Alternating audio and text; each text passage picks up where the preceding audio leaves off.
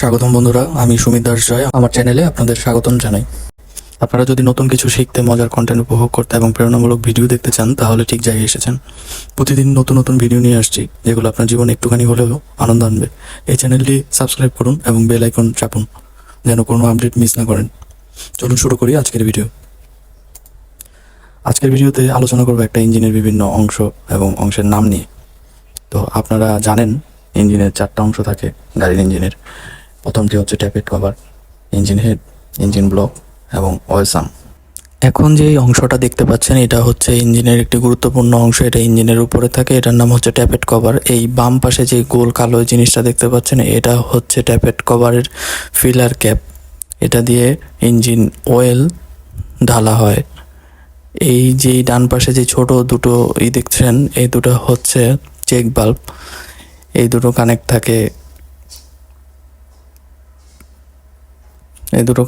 থাকে, কার্বোরেটরের সাথে। এটা হচ্ছে নিচের পার্টটা। নিচের যে অংশটা দেখতে পাচ্ছেন এখানে খাঁজ কাটা থাকার কারণ হচ্ছে মোবিলটা যেন বেশি নড়াচড়া না করে। এই জায়গাটায় একটা গ্যাস উৎপন্ন হয়, যে গ্যাসটার নাম হচ্ছে ব্লু বাই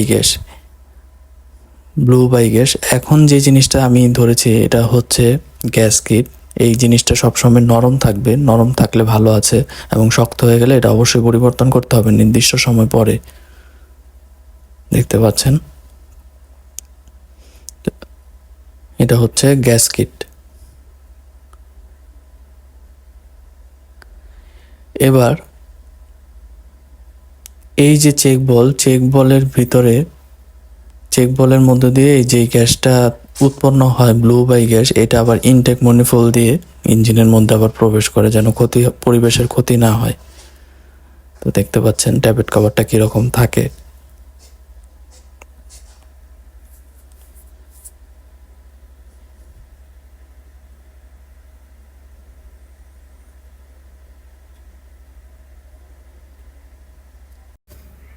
এখন যে জিনিসটা দেখছেন এটা হচ্ছে ক্যামশেফটটা মূলত ক্যামশেফটের যেই ক্যাপ থাকে কিছু, ওই ক্যাপ দিয়ে লাগানো থাকে। এই যে বাম পাশে যে গোল জিনিসটা দেখছেন এটার নাম হচ্ছে ক্যাম অ্যাসেন্ট্রিক। এই জিনিসটা দুইটা কাজ করে থাকে, মেকানিক্যাল এসি পাম্প চালায় এবং ডিস্ট্রিবিউটর চালায়। এই যে ছোট যেই ছিদ্রগুলো দেখতে পাচ্ছেন, যেই ফুটোগুলো দেখতে পাচ্ছেন, এই ফুটোগুলো দিয়ে মূলত অয়েল পাস হয়। এর জন্য এর নাম হচ্ছে ওয়েল পেসেস। আর যে বিভিন্ন উঁচু নিচু যে ইগুলো দেখতে পাচ্ছেন ক্যামশেপের লুপ, এই যে গোল, এটার নাম হচ্ছে ক্যাম অ্যাসেন্ট্রিক। গোল যে জিনিসটা দেখতে পাচ্ছেন পুরোপুরি গোল না আর কি, ক্যাম অ্যাসেন্ট্রিক।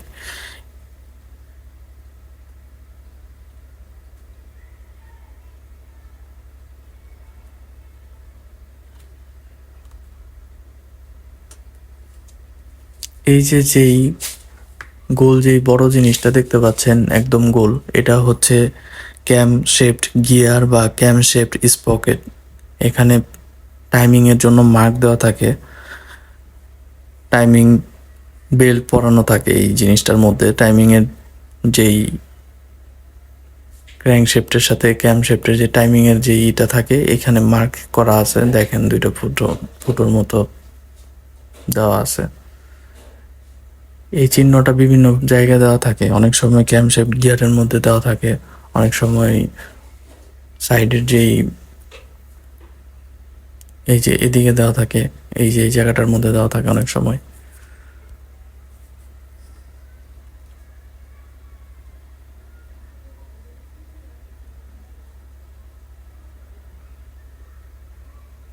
তো আশা করি বুঝতে পেরেছেন, এগুলা হচ্ছে ক্যাম লুপ।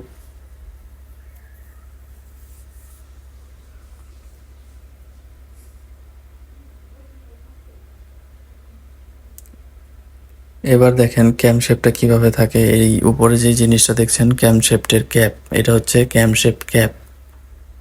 এটা দিয়ে এরকম 4টা দিয়ে লাগানো থাকে ক্যামশেপটা। অর্থাৎ আমরা বুঝতে পারছি ইঞ্জিন হেডের মধ্যে এই ক্যামশেপটা বসানো থাকে। আর এই ক্যামশেফটটাকে লাগানো বা ধরে রাখার জন্য ক্যামশেফট ক্যাপগুলো থাকে, 4টা ক্যাপের মাধ্যমে এই ক্যামশেফটটা ইঞ্জিন হেডের মধ্যে ধরে থাকে। তো দেখতে পাচ্ছেন কিভাবে ক্যামশেফটটা থাকে আর কি ইঞ্জিন হেডের মধ্যে। এই যে টাইমিংয়ের যে ইটা শেপ বা গিয়ার, এখানে টাইমিং বেল পরানো থাকে। আর এখন এই নিচে যে জিনিসটা দেখতে পাচ্ছেন অনেকগুলো স্প্রিং এর মতো, এটা হচ্ছে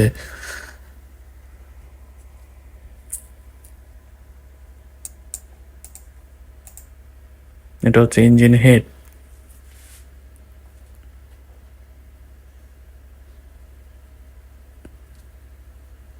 ইঞ্জিন হেড এটা হচ্ছে মেকানিক্যাল এসি পাম্প। এটা ডায়াফ্রাম, এটার ভিতরে ডায়াফ্রাম আছে। এই ডায়াফ্রামটা কিভাবে চলে চলুন দেখি। এখানে একটা রকার আর্ম আছে, রকার আর্মের মধ্যে যে জিনিসটা ক্যাম অ্যাসেন্ট্রিক, যে জিনিসটা এই রকার আর্মকে ধাক্কা দেয় বারবার, তার ফলে ডায়াফ্রামে পাম্প হয় এবং এটার মধ্যে দিয়ে অয়েল চলে আসে। এখানে অনেকগুলো পাইপের লাইন আছে দেখতে পাচ্ছেন। একটা হচ্ছে ইন লাইন, আর একটা ওভারফ্লো লাইন, আর একটা কার্বোরেটরের মধ্যে গেছে, আর একটা ডায়াফ্রামের লাইন। এই কয়টা লাইন থাকে। তো দেখতে পাচ্ছেন ইঞ্জিন হেডের মধ্যে কি কি অংশ থাকে। এখানে অনেকগুলা জিনিস দেখতে পাচ্ছেন। রকার লক, ইনটেক ভালভ, এখানে ইনটেক এক্সস্ট ভালভের অনেকগুলা মেকানিজম দেখতে পাচ্ছেন। ভালভ স্প্রিং, ভালভ সিট, এই স্প্রিংটাকে ওই যে গোল যে ওয়াশার মতো জিনিসটা দেখতে পাচ্ছেন, এটা হচ্ছে ভালভ সিট। ভালভগুলোকে লক করে রাখার জন্য এই ভালভ সিট এবং ভালভ স্প্রিং লক, ছোট একটা জিনিস থাকে সেটার মাধ্যমে লক হয়ে থাকে এই ভালভগুলো। আর এই ভালভগুলোকে ওয়াশার যেন লিক না করে সেজন্য ভালভ গাইডের মধ্য দিয়ে এই ভালভগুলোকে প্রবেশ করানো হয়।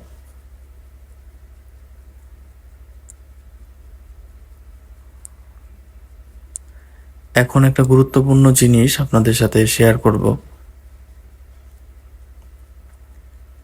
কিভাবে বুঝবেন যে একটা ইঞ্জিনের কোনটা ইনটেক ভালভ এবং কোনটা এক্সহস্ট ভালভ।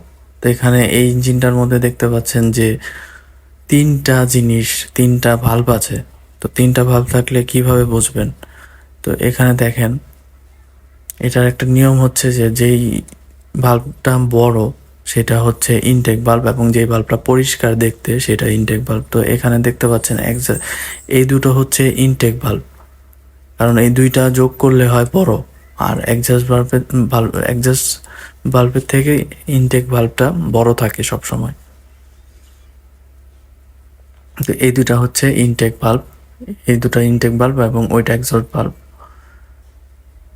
এক্সস্ট ভালভের জিনিসটা একটু খেয়াল করলে বুঝতে পারবেন, ওইটা একটু পোড়া পোড়া থাকছে। ইনটেকগুলো একদম পরিষ্কার, তেলের কারণে পরিষ্কার হয়ে থাকে। ফুয়েল এবং এয়ার মিক্স হয়ে ইনটেক ভালভের যেই কন্ডিশনটা সেটা একটু পরিষ্কারই লাগবে। এটা হচ্ছে ইনটেক ম্যানিফোল্ড, এর যে ছিদ্র থাকে ইনটেক ম্যানিফোল্ড, এখানে এয়ার এবং ফুয়েল মিক্স হয়ে এইখানে ঢুকে স্পার্ক হয়। তো আপনাদের স্পার্ক প্লাগের সিস্টেমটাও দেখাবো। তো দেখতে পাচ্ছেন এখানে আবার ঘুরাই আমি ইঞ্জিনটা, এটার নাম ইঞ্জিন হেড।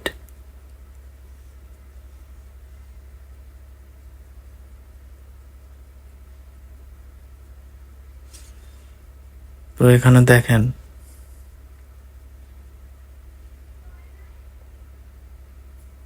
বাল্বগুলো কিভাবে স্প্রিং এর মাধ্যমে লাগানো, কারণ এগুলা প্রত্যেকটা নড়তে থাকে ইঞ্জিন চালু হলে, যার কারণে এই বাল্বগুলো মানে মুভ করে যেন ওই রকম ভাবে তৈরি করা।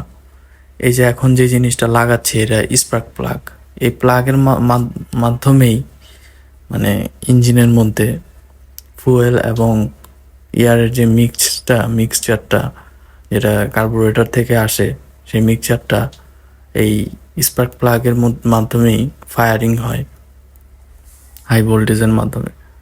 তো স্পার্ক প্লাগটা লাগানোর চেষ্টা করছি, দেখতে পাচ্ছেন।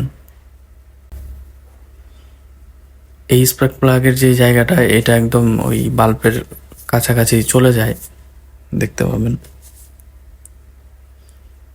এই স্পার্ক প্লাগ একটা ইঞ্জিনে খুবই গুরুত্বপূর্ণ ভূমিকা পালন করে, যেটা হচ্ছে কার্বোরেটরের মাধ্যমে এয়ার এবং ফুয়েলের যে মিক্সচার, সেটাই এই স্পার্ক প্লাগ সেটাই বিস্ফোরণ ঘটায়, এবং সেই সাথে ইনটেক ম্যানিপুল দিয়ে যে জিনিসটা আসে সেটাই হচ্ছে এয়ার এবং ফুয়েলের মিক্সচার, এবং যেই জিনিসটা পিস্টনের চাপে চলে যায়, পোড়া যেই গ্যাসটা, সেটাই হচ্ছে এক্সস্ট ম্যানিপুলের ভালভ আর কি।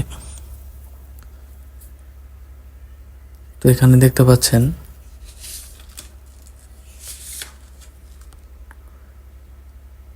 এই যে পোড়া যেই গোল ভাল্বটা দেখছেন, এটা হচ্ছে এক্সস্ট ম্যানিপুল। কারণ পিস্টন যখন বিস্ফোরণ ঘটায় তখন একটা ধোঁয়া পরবর্তীতে থেকে যায় সিলিন্ডারের মধ্যে। সেই পোড়া গ্যাসটা এই পিস্টনের যেই চাপে এই অ্যাডজাস্ট ম্যানিফোল্ড দিয়ে বেরিয়ে যায় ধোঁয়ার মতো করে।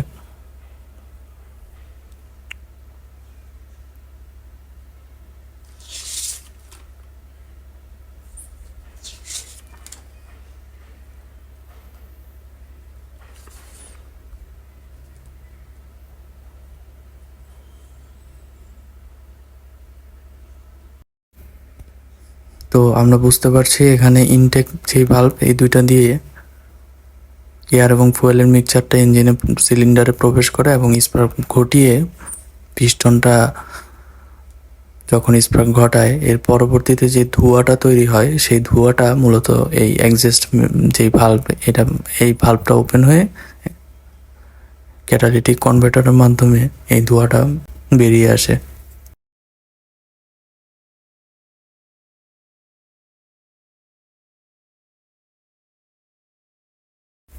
ধন্যবাদ সবাইকে ভিডিওটি দেখার জন্য।